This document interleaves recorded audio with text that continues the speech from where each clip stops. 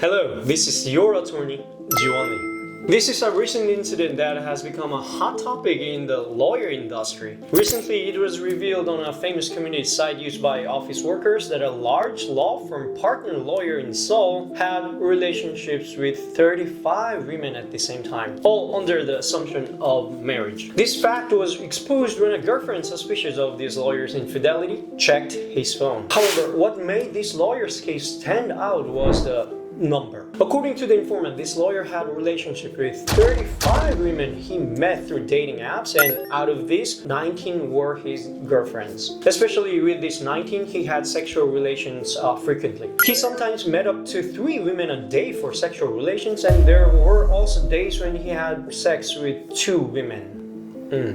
Is this realistically possible? But anyway, let's take a look at what legal responsibilities come with such indiscriminate encounters. First, let's look at this lawyer's dating methods.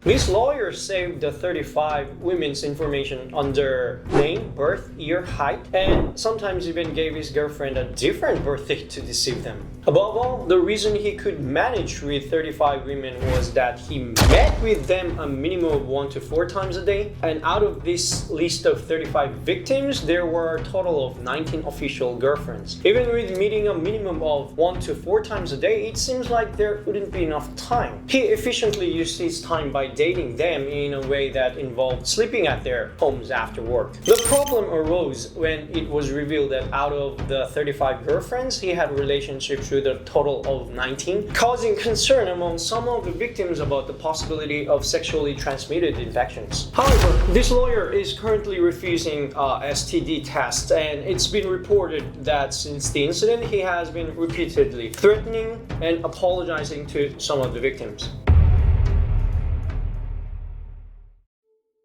If one has the will, then nothing is impossible. The biggest advantage of being a partner lawyer is the freedom to use time as one wishes. While they cannot avoid scheduled trials or investigations, they have no constraints on their workspace and they can schedule meetings as they please, as I do. So, if partner lawyers minimize time spent on business activities and focus solely on dating, it would be possible to date several women a day. However, the lawyer might find it challenging to build a good record or career as a partner lawyer due to the lack of time. Since many people are curious about the daily life of a partner lawyer, I will take the opportunity to talk about it sometime later.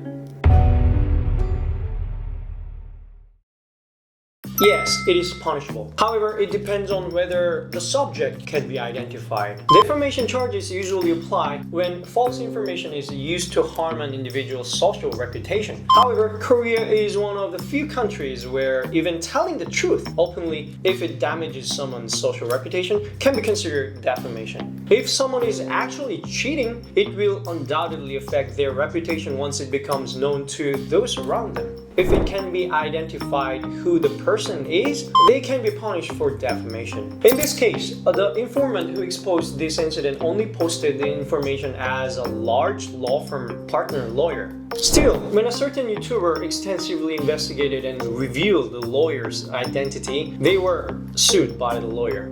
Although in Korea, if you know one lawyer, you usually know them all. There are reasons why we cannot reveal who it is in this video.